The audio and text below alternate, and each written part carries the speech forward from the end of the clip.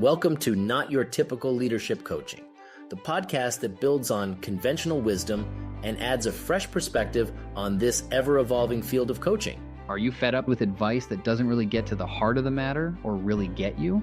Whether you're a reluctant or seasoned leader, this podcast is for you. Embark on a journey of actionable insights, harness untapped potential, and learn to develop a mindset that will transform you permanently. Not Your Typical Leadership Coaching, where we shatter boundaries and awaken the confident and compassionate leader within.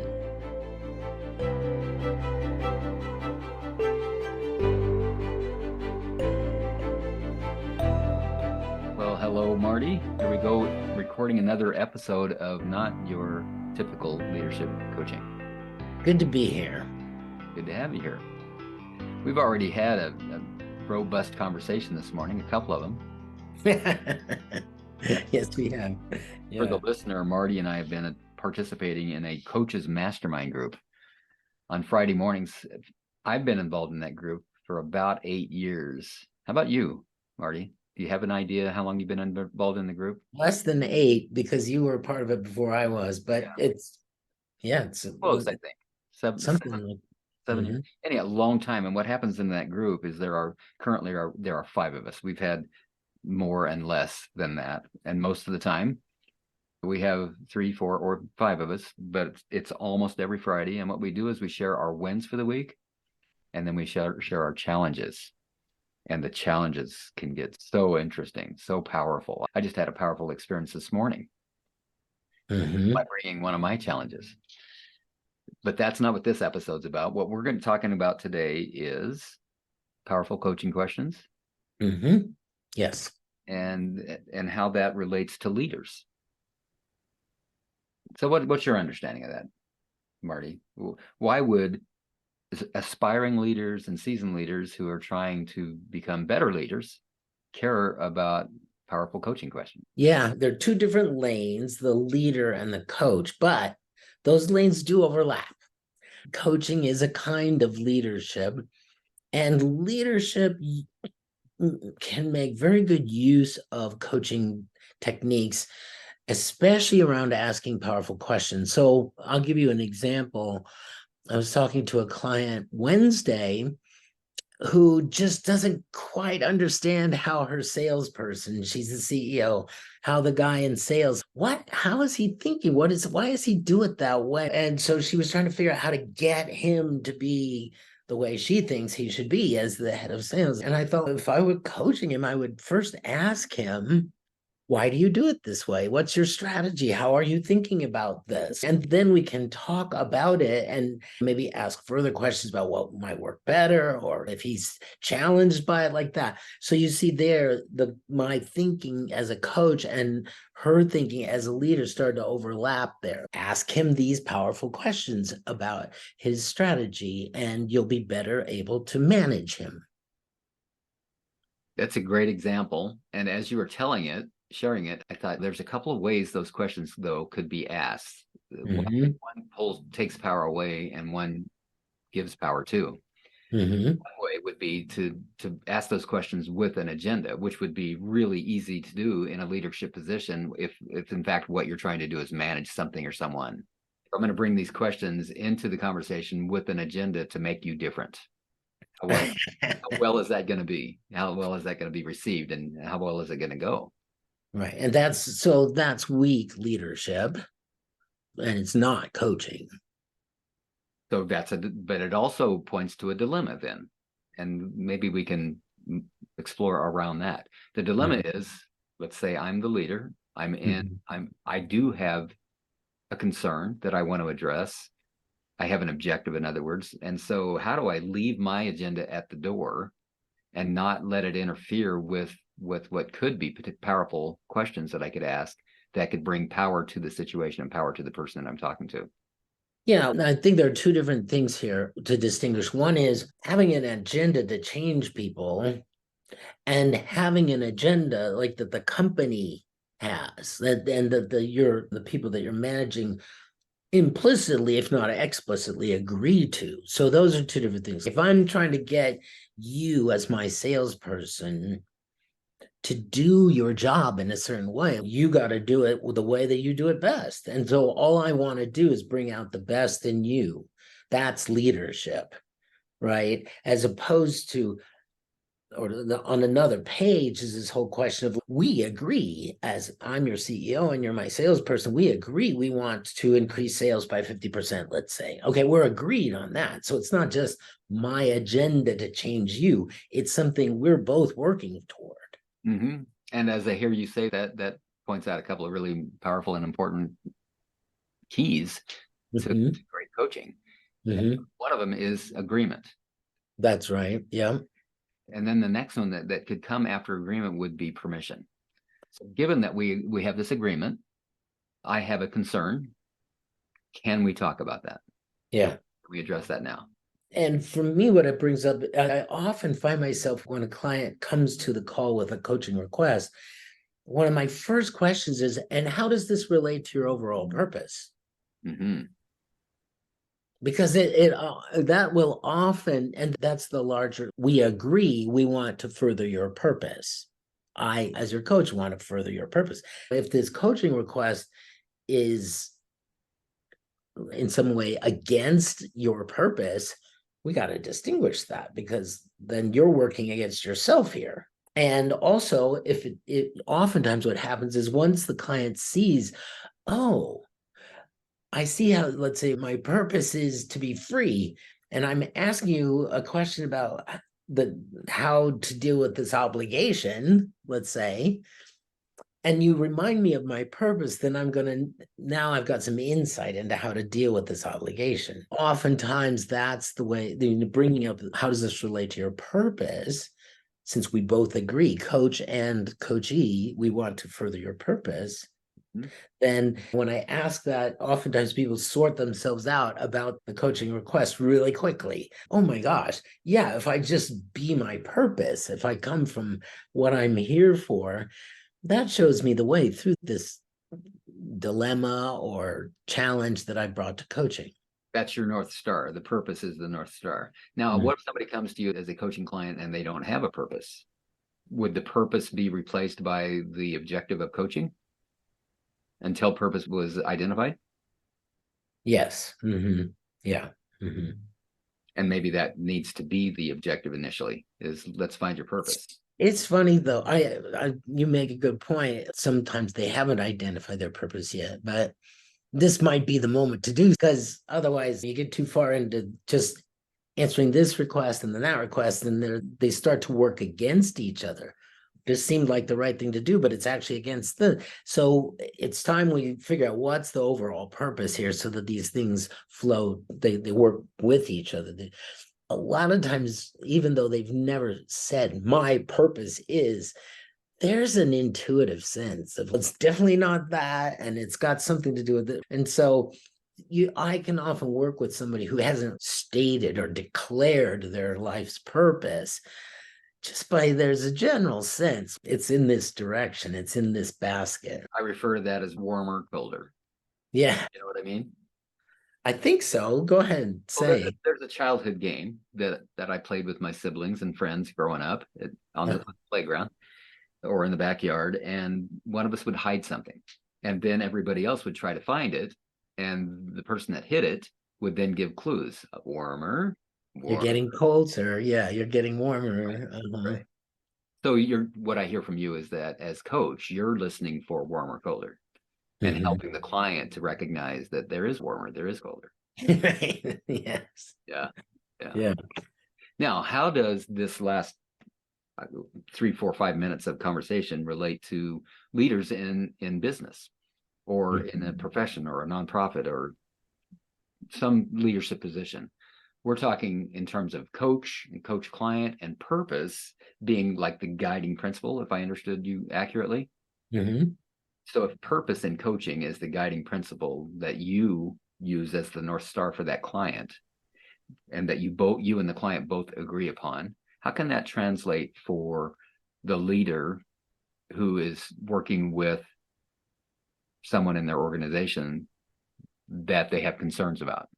In exactly the same way, like once you presence somebody that you're managing, what their goals are, what they're working toward, and how that serves the company. So it locks into their in certain levels. I want to give an example. We could go back to the example that I was just talking about from my Wednesday coaching call. The salesperson, he's very much on his own. And yet he's hired by this company to do sales for them, but he doesn't communicate as much. He's not a team player. He's like a superstar. And the more that we can bring his brilliance into the machine of the company, the more he's going to produce sales and get commissions, the more the company's going to satisfy their stockholders, et cetera. It's about aligning forces. And that's, I think, how it's helpful when you're a leader. You want to get, as if everybody's sitting around the conference table and thinking and putting their energy into other things other than these goals that we have on the whiteboard that we're all supposed to be interested in, the achieving those goals doesn't stand a chance. We all have to get our energies aligned to produce the common result. And so that's how it's helpful. In other words, a unified purpose.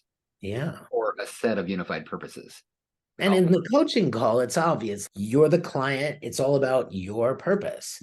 But when in leading a corporate team, we need to articulate that common purpose. This points to the collaborative leadership that I've heard you talking about. Mm-hmm. In the example that I just envisioned, as you pointed behind your back to the whiteboard with the objectives that are up there that nobody's really paying attention to because they all have their own problems that they're trying to solve, or strategies to pursue those, or their own personal purposes that may or may not align with the objectives up there on the board. Mm-hmm. Which needed this collaborative leadership where there's agreement, there's intention, there's a common purpose, and everybody knows their job, everybody knows the role that they play, and if they don't, that's what's being discussed there in that conference room. Mm-hmm. Mm-hmm. In that discussion, whoever's in the role of leader at that point may need to ask some really powerful questions that will elicit creative and open and revealing answers that would reveal that would increase awareness and for the person that's answering, as well as for those that are collaboratively working with that member of the team. So we shift there. Let's talk a little bit now about, well, let me pause. Do you have something you wanted to say more about that before I shift? Yes. But it's to bring back a point that you made before we started recording about another one of the important aspects of what questions to ask as leader is about how we're going to measure progress. Mm-hmm. So we got the common goal and we're getting aligned with it, right? That's where we've gotten so far. Right. And then and how will we measure that we're staying aligned? How will we measure that whether this alignment is producing the result that we want? So that's another very important dimension of good questions, whether as coach or as leader, is the kind of questions that give us something that we can measure. Are we making progress toward that goal that we've agreed on? Like, how will we know? So anyway, that was your point, and I think it's a great one. So what would you add or take away from what I just said? I just took a couple of notes as you were pointing that out, and I'm so glad that you did, because you gave some structure to the beginnings of an outline that we may end up reviewing here in a few minutes when we wrap up this session. Mm-hmm. And that is, number one, we want to establish common purpose. Everybody needs to be on maybe not the same page, but at least in the same chapter, that we all know if we're collaboratively working together as a team, for example, in a corporation or in a business or any organization, we all agree that we know what it's about. Mm-hmm. That's number one. And then somewhere down the line is measuring progress. But I suspect that between establishing that common purpose and measuring progress, there's something else that needs to happen. And it feels to me like it's something like a plan. Like we all agree on a plan for how to get there. Yeah. The common purpose would be the lag measure. We won't know whether we've achieved that common purpose until we arrive at the deadline that we've set for the result that we agree that we want to achieve. That's our common purpose. Along the way, there needs to be lead measures that reflect the strategies that we all agree will get us there. Yes. So that would be the plan. And of course, that requires a collaborative conversation where rules have been set up that either limit or broaden the freedom to be able to fully express each of our brilliance, each of our opinions and skills and strategies and experiences that can contribute to a great plan that can get us to that common purpose. Yeah, it's exactly at this point, either in the coaching conversation or in the corporate conference room, that you start to see people fidgeting or wrinkling their brows or having outbursts or something that starts to indicate where the challenges are going to be. So that's the next, I think that's the next level of questions, is like, what concerns you about this plan, right? What do you see is going to be, you're growing, you're going to have to grow, right? You're going to have to practice at this, or you're going to have to develop practices that will allow us to move through the plan toward the goal. What are your objections? What do you see is going, where are you resisting this plan? This is where all the juice starts to happen, is right there when you get to making a plan. And if I'm in an organization where disagreement or resistance is not allowed, how is that even possible? It's not. It's going to be a closed system, like a dictatorship. One person says, the CEO or owner of the company says, this is the objective and this is how I want you to get there. And just get on board. Yeah. And so if there's going to be some that conversation that we talked about at the beginning, if I'm in a leadership position in an organization like that, and I've agreed, okay, my job is to do whatever the CEO or the owner of the company, whoever the authority is that decides what we're trying to object, has said that we need to do this and accomplish this by this time, and this is exactly the way that we need to do it. And if I have somebody that's out of line and I need to have a conversation with them, then my job is to get them in line or get them out of the organization altogether. That's a completely different conversation that the coaching ideas that we're talking about today probably aren't going to be a good fit for, because that's burdened with the agenda that's fixed and not open, and there's no room for discovery and exploration. Exactly.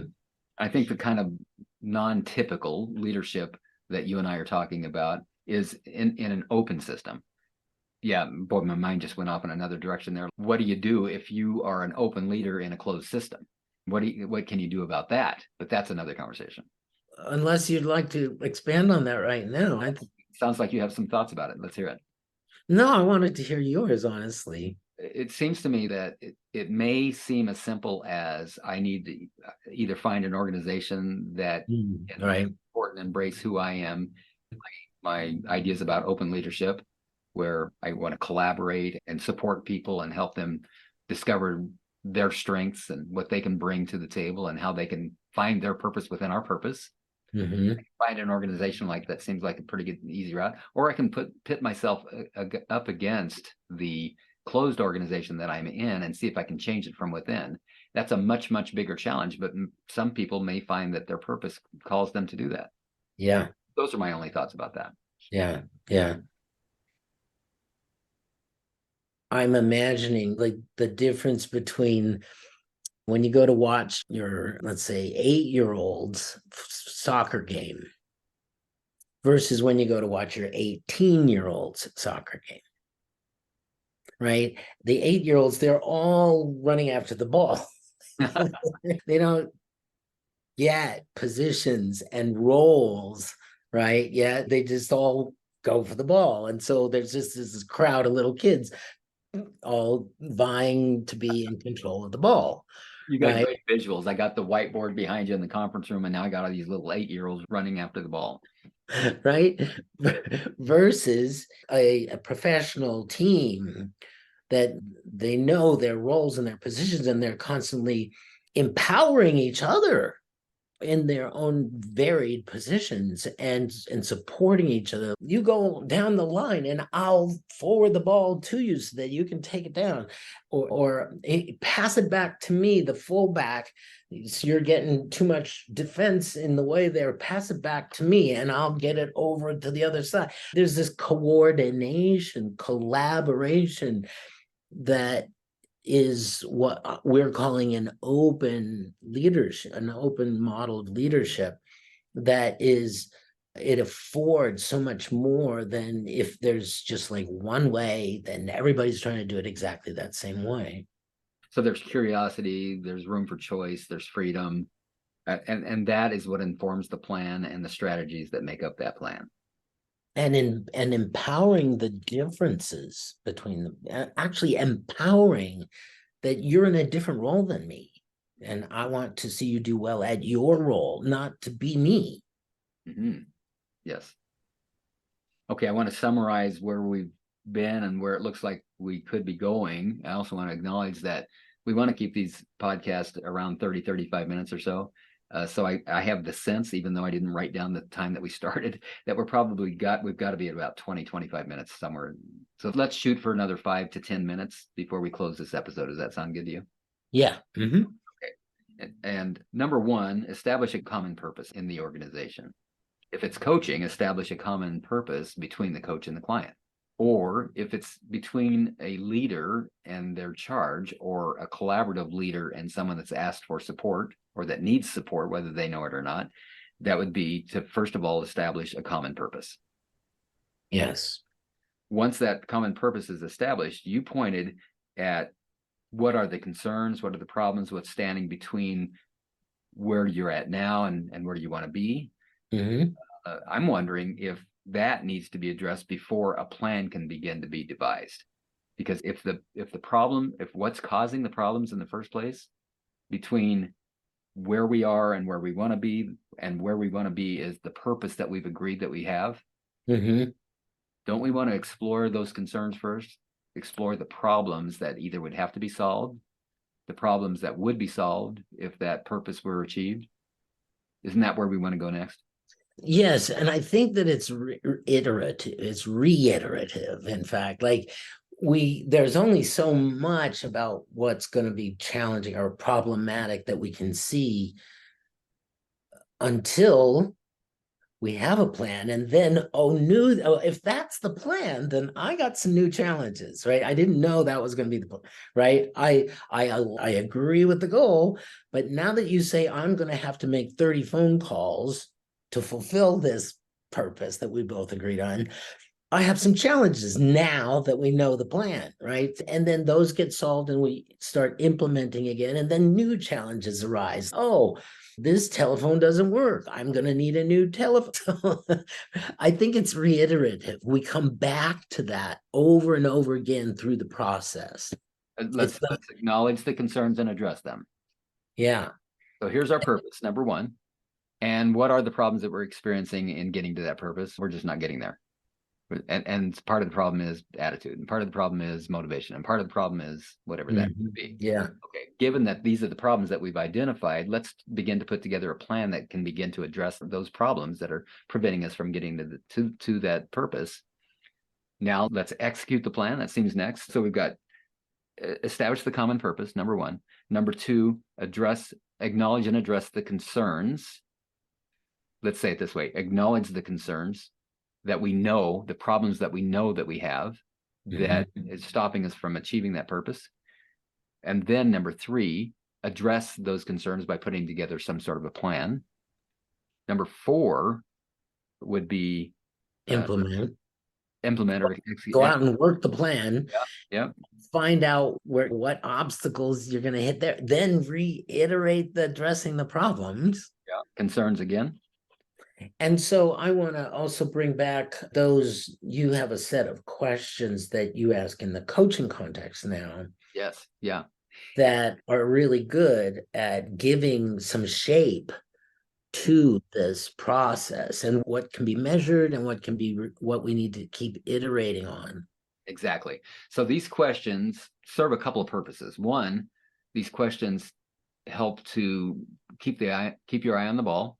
Mm-hmm. Remember what is the purpose, and in the context of that purpose, how challenging is it? Does it seem? How challenging is it? How challenging does it feel Mm-hmm. to accomplish that purpose? Mm-hmm. In my program, what I do is I set the purpose up in a way that I call the aspirational result statement, which is Mm-hmm. a present tense statement of what things would look like if we were living our purpose, Uh-huh. or if we were if what things would look like in a life where we're actually achieving the result that we want.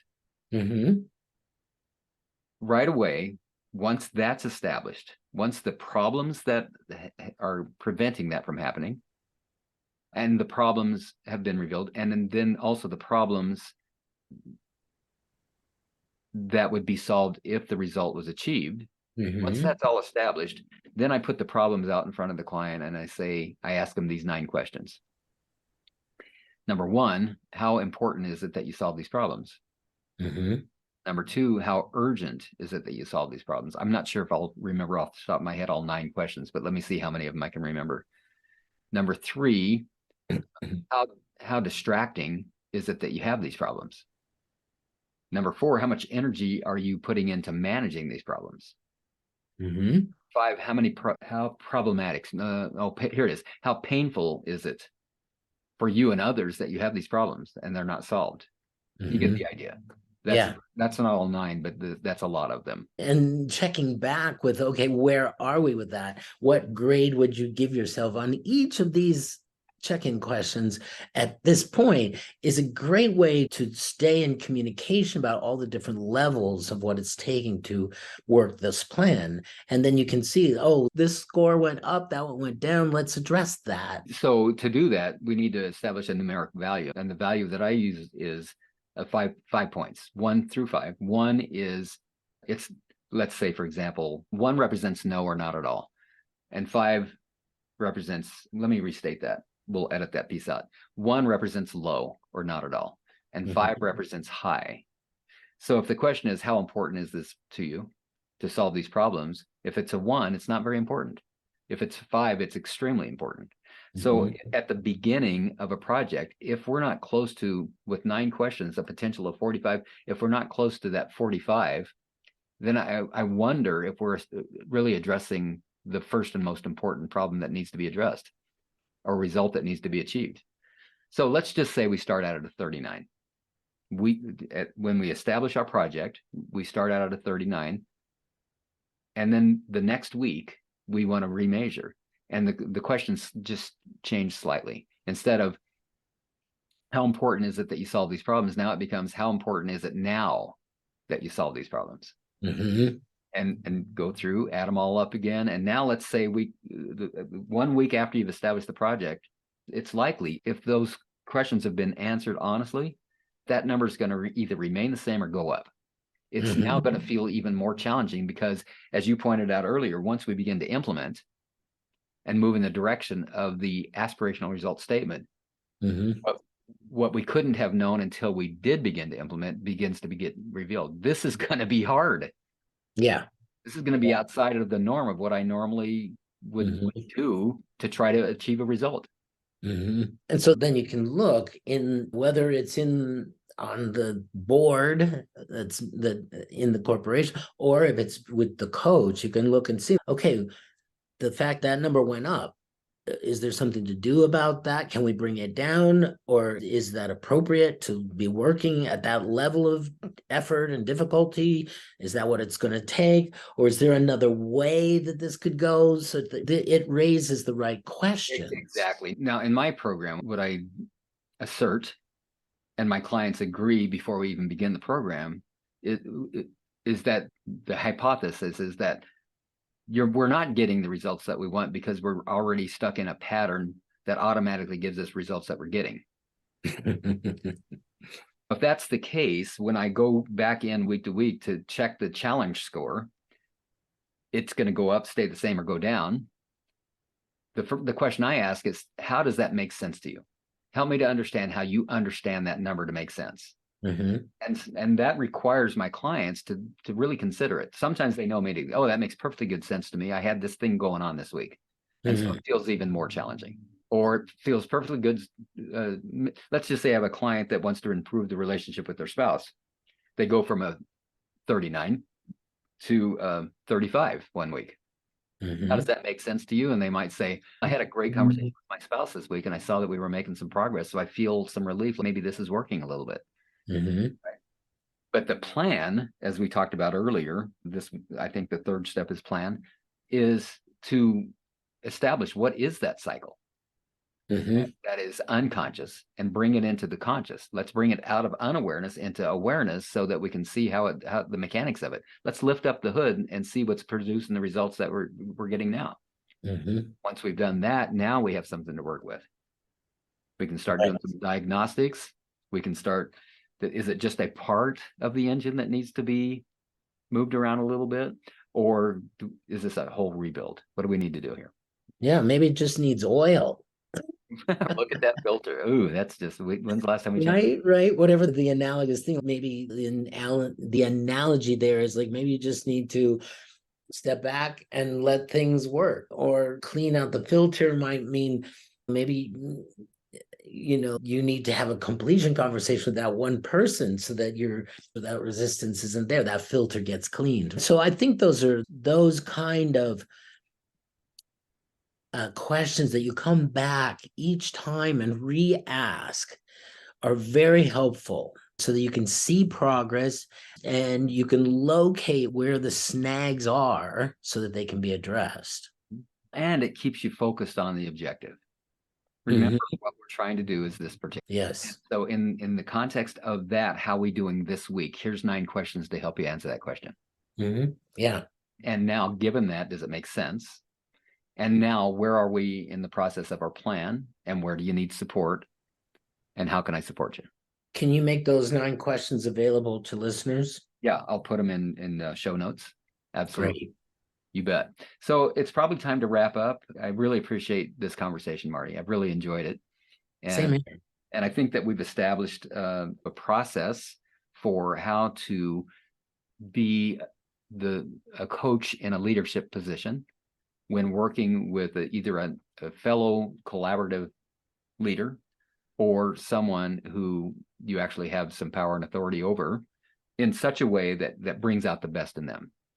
We've also established the kinds of things to ask about in either of those contexts to forward the action and have it be aligned with what's most important. And that is the key. We start with what's most important. What is the purpose? What is the objective? Yeah. Marty, thanks. We may want to just continue this conversation into the next episode. That'd be fun. All right, Marty. Thank you. Thank you. That concludes another episode of Not Your Typical Leadership Coaching. We hope you found inspiration and valuable insights to fuel your leadership journey. Remember, true leadership is not about you. It's about empowering others.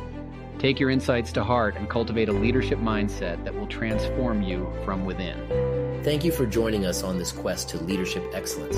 Don't forget to subscribe and stay tuned for our upcoming episodes where we delve deeper into the art of leadership. Until next time, remember that you have the power to lead with confidence and compassion from the inside out.